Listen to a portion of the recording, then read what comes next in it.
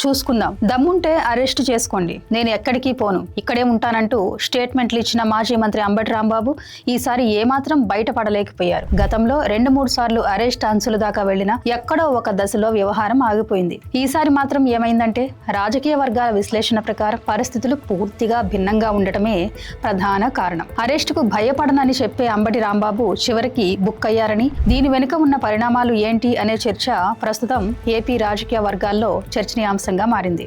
సాధారణంగా మామూలుగా ఉంటే అంబటి అట్టా దొరికిపోయే టైప్ కాదు. పొలిటికల్ పంచ్లు, ప్రత్యర్థులపై విమర్శలు, సెటైరికల్ వ్యాఖ్యలు అన్నీ ఒంటి నూనె రాసుకున్నట్టు జారిపోతూ వివాదాలకు దారితీస్తాయి. కానీ ఈసారి ఏమైందంటే తాము పలుమార్లు వినిపించిన వైసీపీ వాయిస్ కమ్ లౌడ్ స్పీకర్గా ప్రసిద్ధి గల అంబటి రాంబాబు తన వ్యాఖ్యలు మరింత ఘర్షణకు దారితీస్తున్నాయి. ఈ ముఖ్యమంత్రి చంద్రబాబు నాయుడు గారిని ప్రజలు ఎన్నుకున్నారు. ఆయన అలా బూతులు తిట్టాలనే ఉద్దేశమైన అది కాదు. చంద్రబాబు నాయుడు గారిని కాకపోయినా నన్ను తిడుతున్న వాళ్ళను కూడా నేను పెద్ద నాయకుని అలా తిట్టి ఉండాల్సింది కాదు. గతంలో చేసిన వివాదాస్పద వ్యాఖ్యలు, రాజకీయ విభేదాలు, ఫైల్ ఫుటేజ్లో కనిపించే సంఘటనలతో కలిపి ఈ అరెస్ట్ను ఉత్పన్నం చేసింది అని రాజకీయ విశ్లేషకులు చెబుతున్నారు. ఇప్పుడే నడుస్తున్న చర్చ ఏంటంటే రాజకీయ విమర్శలు, సెటైర్, వ్యక్తిగత విమర్శల పరిమాణం ఎప్పుడు హద్దులు దాటుతుందో మరియు అటువంటి పరిస్థితుల్లో చట్టపరమైన చర్యల అవసరం ఎప్పుడు వస్తుందో అని. ఏపీ రాజకీయాల్లో అంబటి అరెస్ట్ కేసు రాజకీయ వర్గాలకు ఒకసారి వ్యక్తిగత ప్రతీకారం మరియు ప్రజాస్వామ్య పరిమితుల గురించి ఆలోచించాల్సిన ఘట్టాన్ని అందించింది. మాజీ మంత్రి అంబటి రాంబాబు అరెస్ట్ దాకా వెళ్లిన ఘటన రాష్ట్ర రాజకీయాల్లో ఉత్కంఠను పెంచింది. పోలీస్ అధికారులతో ఘర్షణలు జరిగినప్పటికీ గతంలో ఇలాంటి పరిస్థితులు నిలవకపోవడం గమనార్హం. ఈసారి మాత్రమే అరెస్టు దాకా ఎందుకెళ్లింది అన్న చర్చలు రాజకీయ వర్గాల్లో జోరుగా సాగుతున్నాయి. విశ్లేషకులు చెబుతున్నట్లుగా గతంలో రాంబాబు చేసిన వ్యాఖ్యలు ఒక నిర్దిష్ట పరిధిలోనే మిగిలి ఉండగా ఈసారి అతను స్వయంగా సహనం కోల్పోయి హద్దులు దాటి పరిస్థితి తీవ్రతకు తెచ్చుకున్నారని కూడా అభిప్రాయాలు వినిపిస్తున్నాయి. 3.5 దశాబ్దాల రాజకీయ అనుభవం కలిగిన అంబటి 2019 ఎన్నికల్లో సత్తెనపల్లి నుంచి వైసీపీ తరఫున గెలిచి జగన్ కేబినెట్లో 2వ దశలో మంత్రి పదవీధారిగా చేరారు. 2024 ఎన్నికల్లో అదే సత్తెనపల్లి నుంచి ఓడిపోయి తర్వాత గుంటూరుకి షిఫ్ట్ అయ్యారు. ప్రస్తుతం జిల్లా వైసీపీ అధ్యక్షుడిగా గుంటూరు పశ్చిమ నియోజకవర్గం ఇన్ఛార్జిగా కొనసాగుతున్నారు. వైసీపీ ప్రతిపక్షంలోకి వచ్చిన తర్వాత చాలా మంది నాయకులు సైలెంట్ గా మారిన అంబటి రాంబాబు మొదటి నుంచి యాక్టివ్ గా ఉన్నారు. ఇటీవల తన పార్టీ అధ్యక్షుడు జగన్ మరియు కుటుంబ సభ్యులపై సోషల్ మీడియాలో చేసిన పోస్టింగ్స్ కు ఫిర్యాదుగా పోలీసుల వద్ద కేసు నమోదు చేయలేదంటూ స్టేషన్ ముందు ధర్నా కూడా నిర్వహించారు. ఆ సమయంలోనే కేసు బుక్ అయింది. రాజకీయ విశ్లేషకులు చెబుతున్నట్లుగా ఈ సంఘటన ఒక నిర్దిష్ట నేతకే సంబంధించింది కాకుండా రాజకీయ విమర్శలు, వ్యక్తిగత హద్దులు మరియు చట్టపరమైన పరిష్కారాల మధ్య సున్నితమైన లైన్ను ప్రభావితం చేస్తుందని సూచిస్తుంది.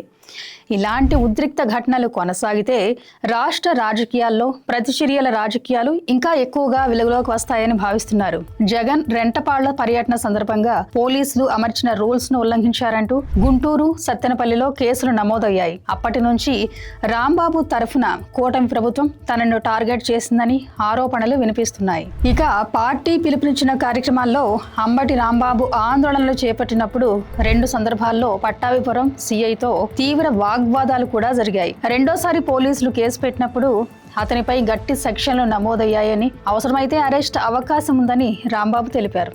అయితే అప్పటి వరకు ఎలాంటి అరెస్ట్ ప్రయత్నాలు జరగలేదు. తాజాగా తిరుమల శ్రీవారి లడ్డూ కల్తీ వ్యవహారంలో రాంబాబు దూకుడుగా వ్యవహరించారు. కూటమి నేతలు గోరంట్ల చిల్లీస్ దాబా సెంటర్లో తిరుమల లడ్డూ మహాపాపం పేరుతో ఫ్లెక్సీలు ఏర్పాటు చేశారు. వాటిపై మాజీ సీఎం జగన్, టీటీడీ మాజీ చైర్మన్లు సుబ్బారెడ్డి, కరుణాకర్ రెడ్డి ఫోటోలు పెట్టారు.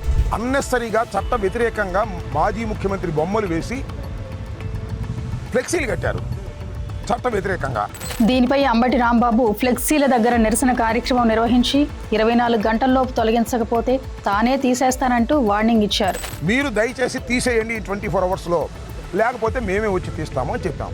మరుసటి రోజు ఫ్లెక్సీల సమీపంలోని వెంకటేశ్వర స్వామి ఆలయంలో కూటమి నేతలకు మంచి బుద్ధి ప్రసాదించాలంటూ పూజలు చేశారు. ఫ్లెక్సీలు ధ్వంసం చేయడానికి ప్రయత్నిస్తారని భావించిన కూటమి నాయకులు ముందే అలర్ట్ అయ్యారు. పూజల అనంతరం అంబటి కారును ఫ్లెక్సీల సమీపంలో అడ్డుకున్నారు.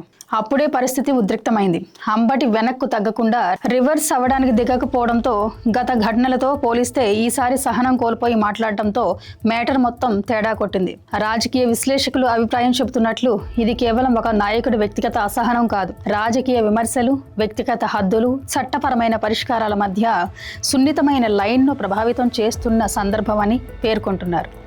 రాష్ట్ర రాజకీయ వర్గాల వివరాల ప్రకారం కూటమి కార్యకర్తలు తీవ్ర స్థాయిలో ఆగ్రహం వ్యక్తం చేస్తున్న క్రమంలో రాంబాబు కూడా కంట్రోల్ తప్పి నోటికి పని చెప్పడం, ఏకంగా ముఖ్యమంత్రి చంద్రబాబును ఉద్దేశించే అనుచిత వ్యాఖ్యలు చేయడం వల్ల ఎదురు దెబ్బ కోసం ఎదురు చూస్తున్న వాళ్ల చేతికి కత్తి అందించారనే చర్చలు జరుగుతున్నాయి. విశ్లేషకుల అభిప్రాయం ప్రకారం సాక్షాత్తు ముఖ్యమంత్రిని వ్యక్తిగతంగా ఉద్దేశించి చేసిన వ్యాఖ్యలు జరగకపోయి ఉంటే పరిస్థితి ఈ స్థాయికి చేరేది కాదని రాజనీతి వర్గాలు సూచిస్తున్నాయి. ఫ్లెక్సీ ఎపిసోడ్ తర్వాత మీడియాతో మాట్లాడిన రాంబాబు సహనం కోల్పోయి చేసిన పదజాలం వల్లనే పరిస్థితి ఈ స్థాయికి చేరిందని, అలాగే చంద్రబాబు, లోకేష్ తనను అరెస్ట్ చేయడానికి ప్రయత్నిస్తారని, తన ఇంట్లో కుక్క కూడా రెడ్ బుక్ రాజ్యాంగానికి భయపడదని వ్యాఖ్యానించారు. రాజకీయ వర్గాల విశ్లేషణ ప్రకారం రాంబాబు గతానికి భిన్నంగా ఈసారి పూర్తిగా సంయమనం కోల్పోయి అడ్డంగా బుక్ అయ్యారు. గతంలో కూడా సీరియస్ వ్యాఖ్యలు, పోలీసులతో ఘర్షణలు జరిగాయని, కానీ పరిస్థితి ఇంతదాకా చేరలేదని, ఈసారి సీఎంను ఉద్దేశించి చేసిన అభ్యంతరకరమైన పదజాలమే ప్రధాన కారణమని ప్రజాస్వామ్య రాజకీయ వర్గాలు చెబుతున్నారు.